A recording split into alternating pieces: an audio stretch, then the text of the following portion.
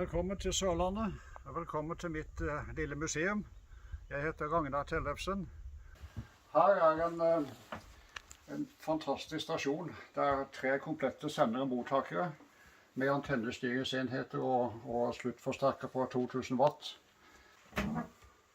Og dette bordet, det er jo et typisk televerkbord som vi hadde i Televerket i den tid. Og han, LA2 David Ekko, han bygde da dette karosseriet og monterte alt dette sammen, og det er et fantastisk fint arbeid. Så jeg er svært takknemlig for denne gaven.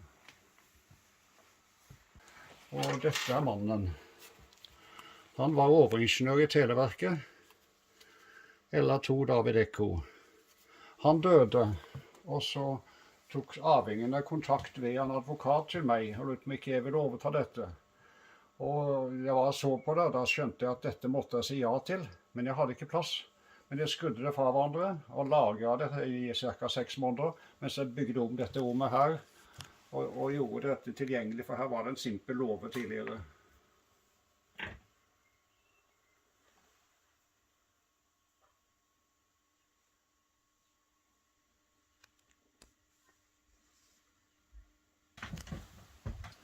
Ellers så har det jo blitt mye radio, for det var liksom en av tingene i mitt liv. Jeg har også vært radioreparatør, og jeg har hatt radioforretning i 50 år, og vært med på hele greia fra vanlige brune radioer, sort-hvitt-TV, farge-TV, data, mobiltelefon. Det har vært en lang reise, men en fantastisk opplevelse.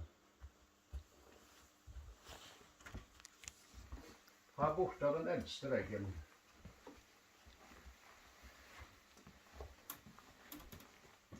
En gang så fikk jeg overta alt som et radiofirma i Arendal hadde. Det var det eldste firmaet i Arendal, og et av de eldste i Norge.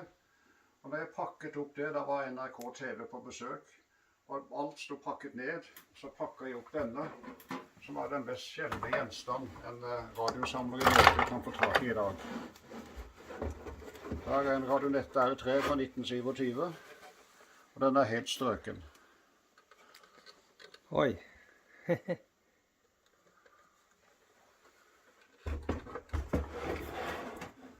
Dette er en radio fra samme tid, samme år, som ble laget i Sandefjord, av det lille firmaet der. De var veldig gode på teknikk, men Jan Wessel var mye bedre på reklame. Og i tillegg var jo det den første radioen som gikk på lysnett i Europa. En venn av meg som har hatt mye med å gjøre døde, og enka ringte meg og spurte om jeg ville komme og se over det som var igjen, og da hadde jeg allerede fått veldig mye.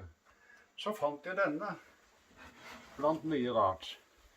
Og det var nok til å skjønne at den måtte være spesiell. Når du ser tuppen på røret her, det betyr jo at det røret er fra før 1925. Det var variable spoler og utskiftbare spoler. Jeg undret meg på hva det hadde vært for noe. Det er jo en mottaker, men her er et stort bibliotek, og her er håndbok for radiotelegrafister fra 1930. Og her er den beskrevet hvordan det virker med skjema og det hele. Og dette var telegrafistens telegrafimottaker i 20-årene. Ganske enkelt. Ja. Men den gangen så var det jo gnistsendere, og gnistsenderne de sendte jo et kraftig effekt med veldig bredt frekvensbånd. Så det var nok så lett å fange opp, og det var ikke mange stasjoner. Så det er en forklaring på at det kunne virke. Ja. Jeg fikk et besøk her for et par somre siden med noen fine gaver. Jeg får stadig besøk. Og han kom med en koffert. Det der. Det er jo ikke akkurat det jeg samler på, men det er en fin koffert. Men jeg åpner den, så ble jeg forskrekket. For her er en reiseradio fra 1924, basert på 4,5 volts omløpsbatterier. Ja. Og den virker. Der står det en hel rekke, ja. Det står en rekke batterier i serie, og noen i parallell. De i parallell er til gløding, og det andre er anodespenning. Imponerende. Og så flott behandlet. Det er jo helt fantastisk. Ja. Ellers er jo dette her kjente ting, som mange har vært borti, og som mange har. Men der er også en spesiell sak. Ikke det at den er så veldig sjelden, for det er et byggesett, men det spesielle er at firmaet i byen som jeg fikk lov å få den Radionette-radioen av, de drev også med produksjon av radioer i 20-årene. De kjøpte byggesett, satte sammen i butikken og solgte det. Og den har jeg funnet på et loft på Tromøy i det huset hvor min mor vokste opp. Så sannsynligvis har min mor lyttet på den radioen i 20-årene. Men når jeg hadde flyttet inn her, så var det litt åpent i hyllene. Og jeg tenkte at nå har jeg bygd for stort. Men så var NRK TV her og forskjellige aviser. Og så ringte det en mann fra Oslo og ville skrive en artikkel i et blad, og det var jo flott. Og her kom artikkelen, og den var jo veldig fin. Pent skrevet og flott bilde og allting. Men jeg er den eneste mann jeg kjenner som har fått en dobbeltside i Vi Menn. Ja. Men da eksploderte allting her, for da fikk jeg så vanvittig mye gaver. En gang fikk jeg 140 radioer på en gang. Og jeg samler ikke på mer enn en av hvert slag, men da gir jeg bort til andre samlere. Jeg har som prinsipp at det jeg får, det skal jeg gi bort. Så da ble det fullt. Men når du var her forrige gang, så var det jo bare dette rommet. Men nå var det et høyloft der ute, og da har jeg kuttet hull i veggen, og da har jeg da en samling av historiske kommunikasjonsenheter, telefon, mobiltelefon, radiosendere og militært utstyr. Oi. Wow. Og her er mobiltelefonens historie, helt tilbake fra 1971, der nede på gulvet. Og den der, telefonen der, som hadde den oransje knappen, du trykket på den knappen, så hvis du var i nærheten av en sender, det var ikke så ofte, men var du det, så kom det en gong-gong-lyd i høyttaleren, og så gikk det en stund, så kom det en pen damestemme som sier, mobiltelefon, vær så god. Så måtte jeg presentere mitt nummer.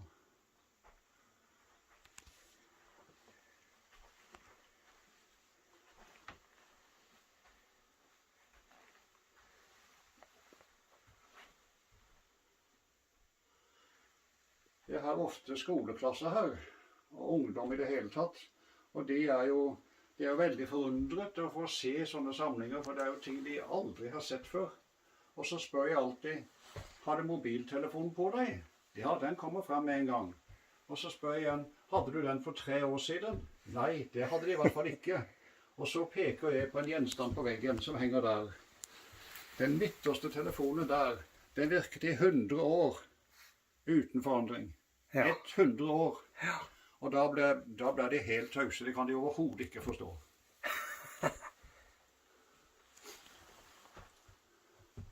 Og her er en del militært utstyr. Noe fra krigens dager, og noe etterpå. Og jeg har en del stay behind-utstyr også.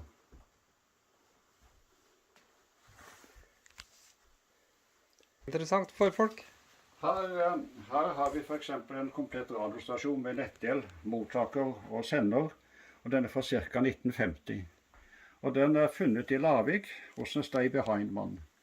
Og der har vi også funnet kodebøker, våpen, ammunisjon og notater. Og notater hadde han jo overhodet ikke lov å skrive, men det var det. Og den virker, og jeg hadde kontakt med en redaktør i lokale aviser, og han skrev en artikkel om dette.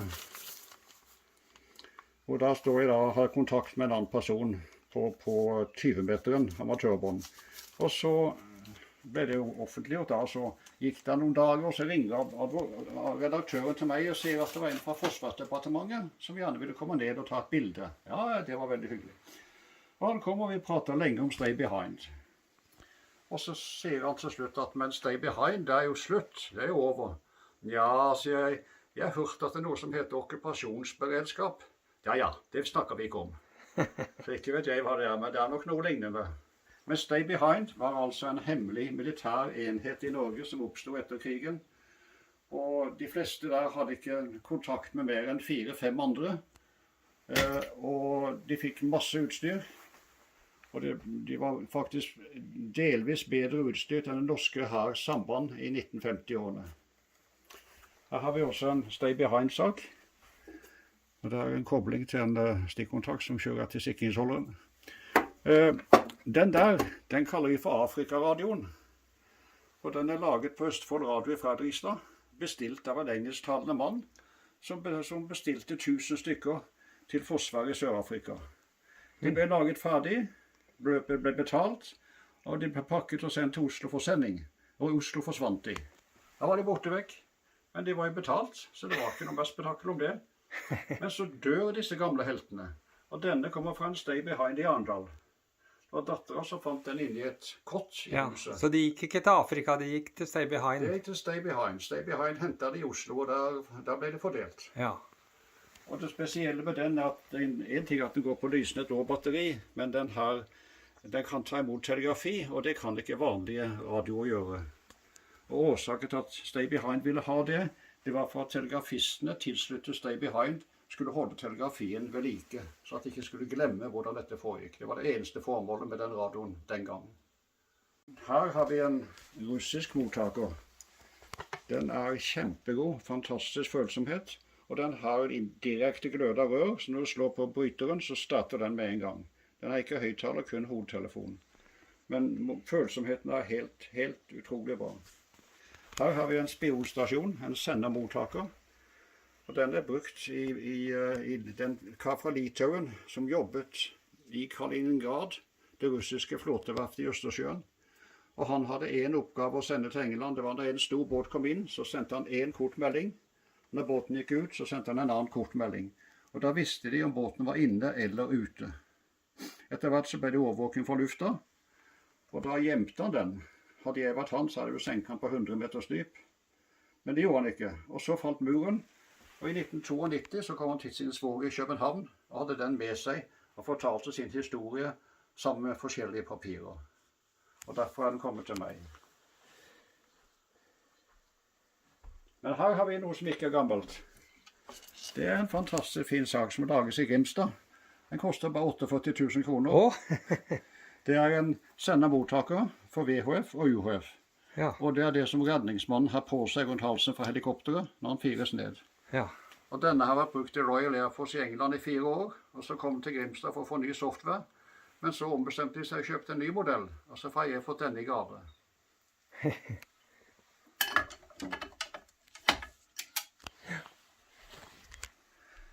Når krigen startet, annen verdenskrig startet, så er det en kjent sak at det tyske elektroniske utstyret var mange ganger bedre enn det engelske og amerikanske på det tidspunkt.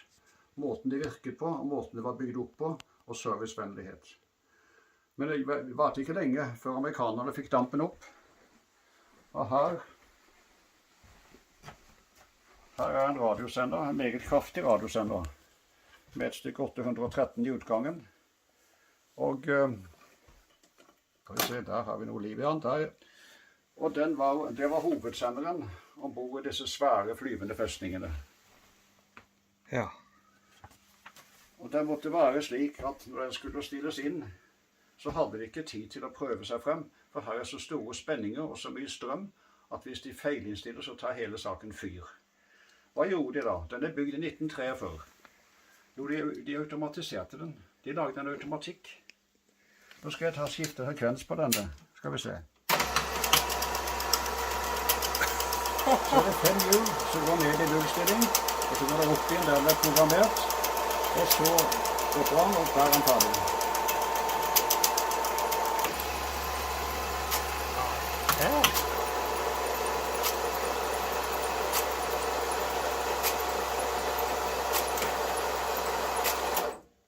Ja, klart til sending. Det er helt fantastisk. 1943. Ja, det må jeg si. Den er 1 år yngre enn meg. Men jeg virker også bra. Ja. Ellers er jo dette militært utstyr som mange kjenner til. Og den var jo mange som sleit med den i Hærens samband. Ja, jeg er opplært i den. Ja, den ble kalt for Angry 9. Ja. Det var en sint 9-er. Og det med sluttforsterker og med 2 dynamoer som går på batteri. Og dette er forskjellige enheter som står i bombefly, eller i andre fly. For da, dette her for eksempel, det er en mottaker. Hvis den var i stykker, så bare rusker den ut, setter inn en ny og kobler til. Og det samme her med sender der og forskjellige enheter. Ja. De ble kalt for command. Som hadde alle de tingene på loftet som jeg fikk overta. Så på vei ut så fant jeg en liten brun kasse i en krok. Så spurte jeg det var. Nei, det er bare noe søppel vi skal hive. Men så åpnet jeg den kassa. Og her er en interessant sak. Dette er en tysk lyssender for å sende mosse med lys hvis det skulle brukes i situasjoner der det var radiotaushet. Da du sveiver her, mossenøkkel der. Oi. Alt virker. Ja.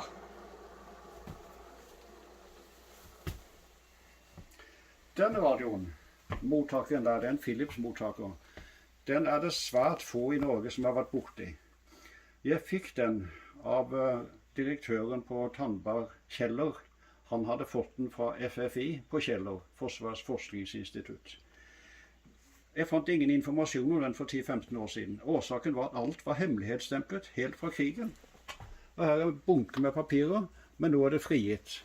Alt er nå avregulert, så du kan hente ut fra nettet. Ja. Det spesielle med den mottakeren er at den ble brukt når de tyske ubåtene sendte ultrahurtig sending. Og på slutten av krigen så fant de ut en måte å sende en masse informasjon på et øyeblikk.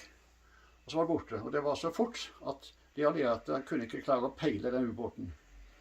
Da var det 3 sånne mottakere som var koblet til hver sin antennesystem, og koblet til hver sin kartonstrålerør og et filmkamera. Og så filmet de når sendingen kom, og så sammenlignet de 3, og så kunne de bygge sammen informasjon som var kommet. Og det var noe av det første amerikanerne gjorde. Det står i rapportene her. Det kom en egen delegasjon til Bergen og fjernet alt utstyr på en med et ubåt. Og så gikk de også til en mottakerstasjon og fikk med seg disse. Men den ble stående igjen i Norge. Ja.